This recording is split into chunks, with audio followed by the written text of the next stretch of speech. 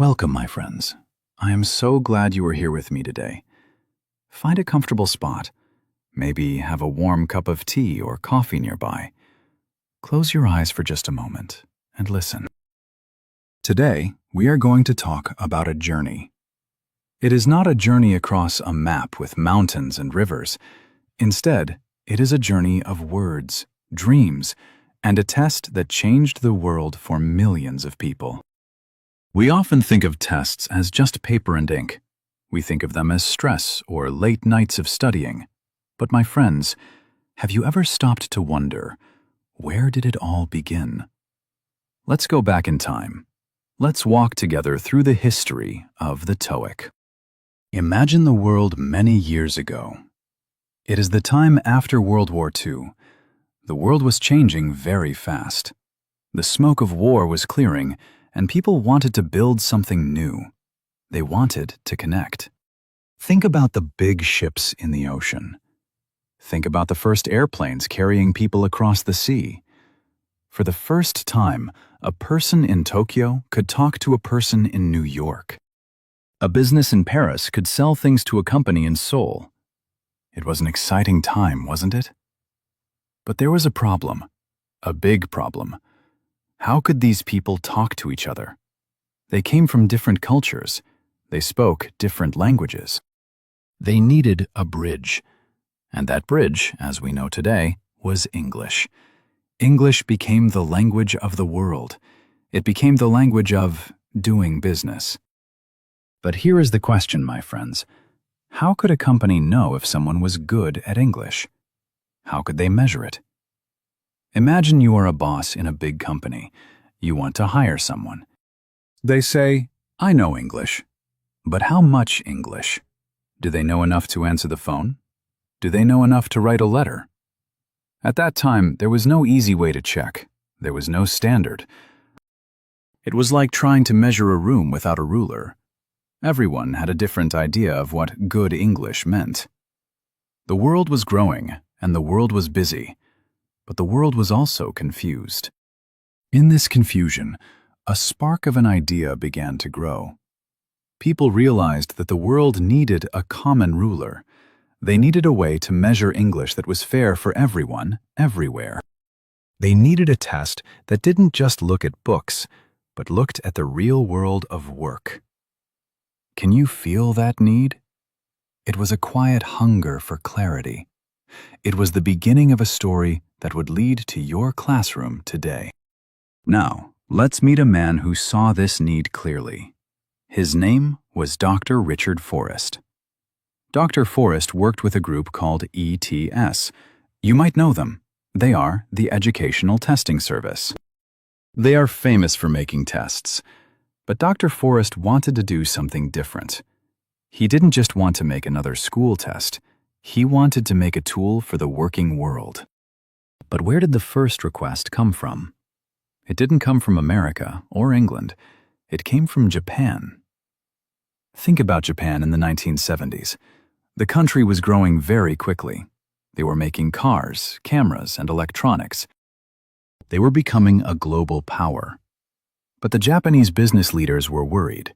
They said, "Our people are smart, they work hard, but we need to make sure they can talk to our partners in other countries." They went to Dr. Forrest and ETS. They asked for a test that was built for business. They didn't want their employees to analyze old poems or difficult literature. They wanted them to understand a business meeting. They wanted them to understand a travel itinerary. Dr. Forrest listened. He understood. He had a vision for a purpose-built test. What does that mean? It means the test was made for a specific reason. It wasn't a general test. It was a test for the office, the airport, and the hotel. It was a test for the people who were building the modern world. Imagine Dr. Forrest at his desk. He is looking at the world and thinking, what words do people actually use at work? He didn't want to make it too hard. He didn't want to make it too easy. He wanted it to be real. So, in the late 1970s, the work began. It was a partnership between American test makers and Japanese business leaders. They were working together to create a new language for the global economy. Isn't it wonderful to think about people from different sides of the world working together like that? So the test had a name now. TOEIC. It stands for the Test of English for International Communication. But what was inside it? What were the building blocks? My friends, think about your daily life. If you go to work, what do? You listen to your boss. You read emails. You look at schedules. You might have to talk to a customer on the phone. This is practical English. The creators of TOEIC wanted to capture this. They wanted the test to feel like a day at the office. They focused on 3 big ideas. First, they wanted it to be objective. This means it doesn't matter who you are or where you are from. The test treats everyone the same. It is fair. Second, they wanted it to be reliable. If you take the test today and you take it next week, your score should be almost the same. This gives companies trust. They can look at a score and know exactly what it means. Third, and most importantly, they wanted it to be about communication. Think about this. You can know all the grammar rules in a book, but if you cannot understand a simple question at a meeting, can you really communicate? The TOEIC said no. Communication is the goal. They looked at general English, and they pulled out the parts that happen in a professional setting. They looked at topics like buying and selling, traveling for work, eating at a restaurant with a client, fixing a problem in the office. They didn't want to trick you. They wanted to help you. They wanted to show the world that you have the tools to survive and grow in an international environment. When you look at a TOEIC question today, remember this. Every question was chosen because it happens in real life. It is not just a test. It is a mirror of the working world. Does that make the test feel a little bit more friendly? I hope so. In 1979, the first TOEIC test was finally ready. Imagine the excitement. It was like a new ship ready to sail for the first time. The first version was simple, but it was strong. It had 2 main parts, listening and reading. Why these 2? Because at that time, these were the most important skills for someone working in a big company. You needed to listen to what people were saying, and you needed to read the papers on your desk. The test had 200 questions. It was all multiple choice. You had to pick A, B, C, or D. This made it very fast to grade. It meant that thousands of people could take the test and get their results quickly. This was very important for big companies in Japan. Speaking of Japan, that is where the test really took off. The Japanese people embraced it. They used it in their universities. They used it to decide who gets a promotion. It became a part of their culture of hard work and excellence. Soon other countries saw how well it was working. South Korea looked at Japan and said, "We need this too." Then Thailand, Taiwan, and other parts of Asia joined in. In those early steps, the TOEIC was like a quiet revolution. It wasn't loud. It didn't make a lot of noise. But slowly, one by one, companies started to trust it. They started to ask for it on job applications. Can you imagine being one of the first students to take the TOEIC? There were no YouTube videos back then. There were no apps to help you study. There was just the test and the dream of a better job. Those early learners were pioneers. They were the first ones to use this ruler to measure their future. And because they succeeded, the test grew. It grew from a small idea in an office to a standard that the whole world would eventually follow. As time moved forward, the world became even more connected. The internet arrived. Emails replaced letters. Video calls replaced some travel. The world was getting smaller, and the TOEIC was getting bigger. By the 1990s and 2000s, the TOEIC had a global footprint. It wasn't just in Asia anymore. It was in Europe, South America, and even North America. Millions of people were taking the test every year. But as the world changed, the test had to change too. Think about your life today. Do you only listen and read? No, of course not. You have to speak in meetings. You have to write emails and reports. The world needed more than just passive skills. It needed active skills. So, in 2006, something big happened. The TOEIC evolved. ETS introduced the speaking and writing sections. This was a huge update. Now, a person could show that they could actually speak English clearly and write professional messages. They also updated the listening and reading sections. They added different accents, like British, Australian, and Canadian accents. Why? Because in the real world, not everyone sounds like they are from New York.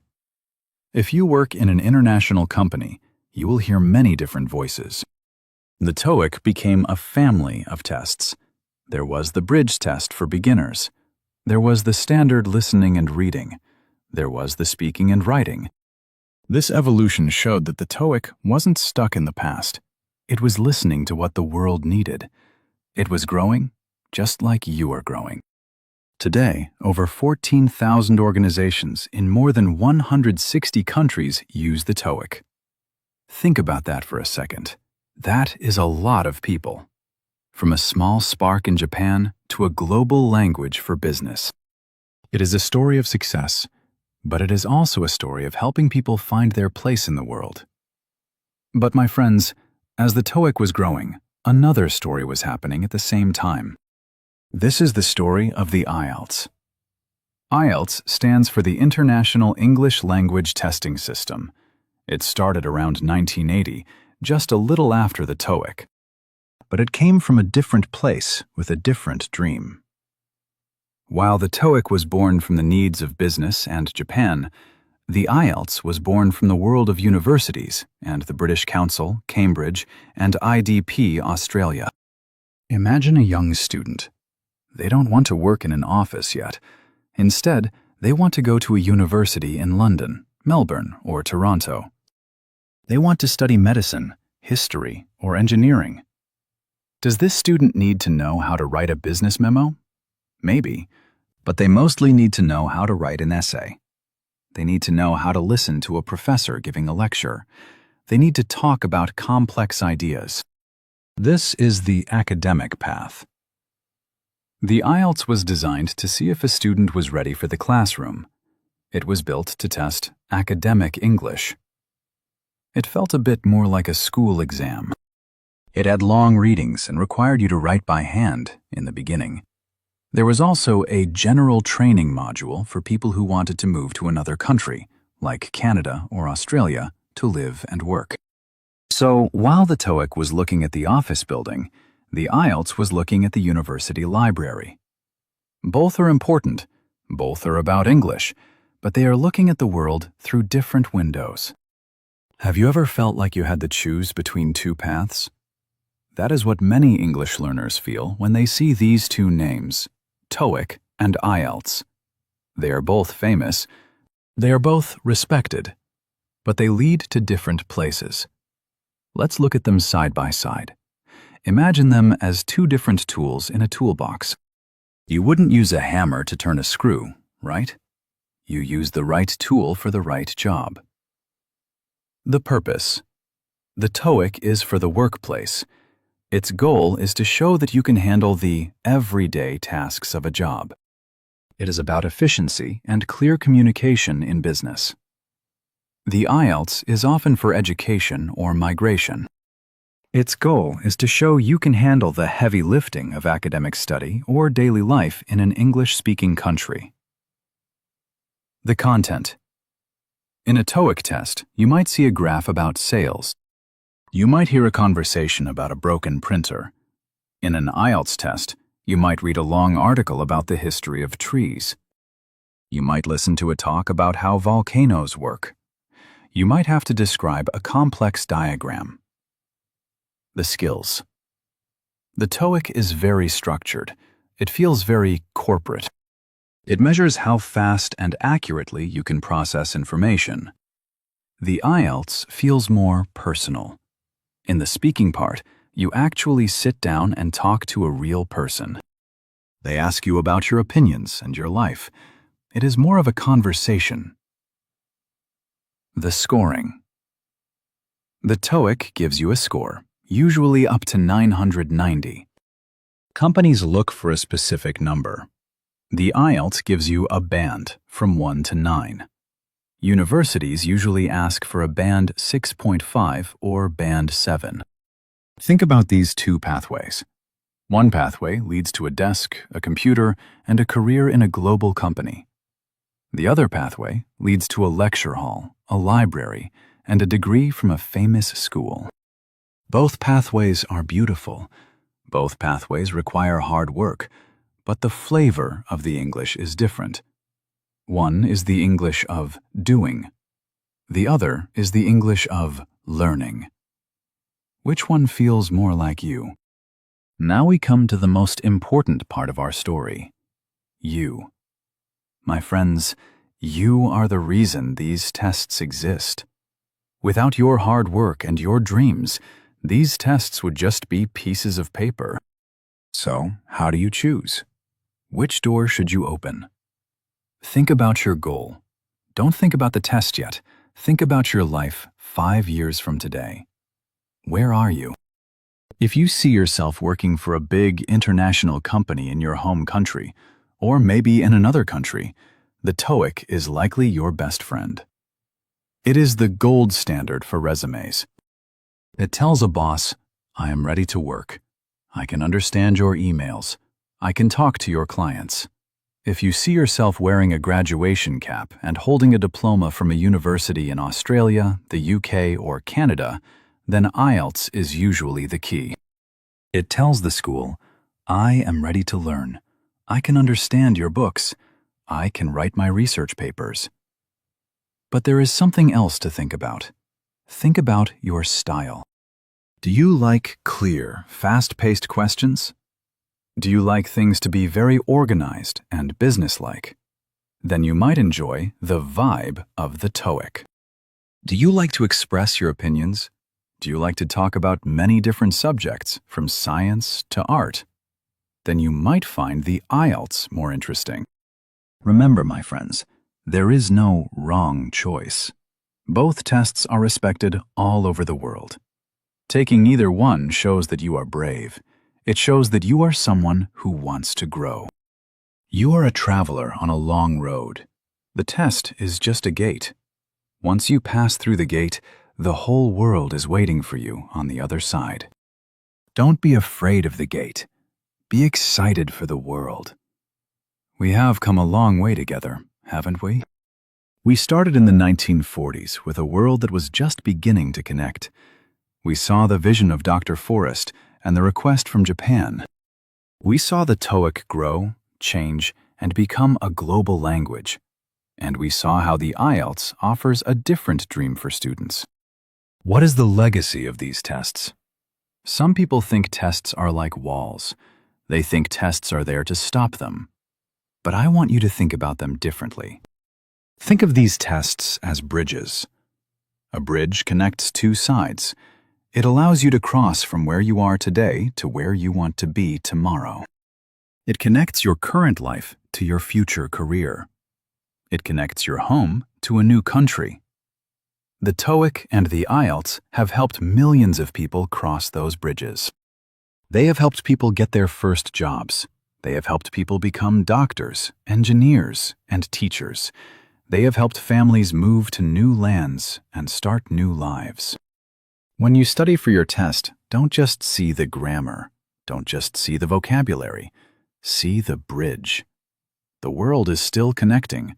Every day, it gets a little smaller and a little more exciting. And because you are learning English, you are a part of that connection. You are the heartbeat of this story. So, as we finish our story by the fire, I want to say, thank you. Thank you for being a learner. Thank you for having a dream. Whether you choose the TOEIC or the IELTS, know that you are doing something amazing. You are building your own bridge. Keep going. Keep learning. And remember, the story of English is also your story. I am so proud of the journey you are on. Until next time, my friends.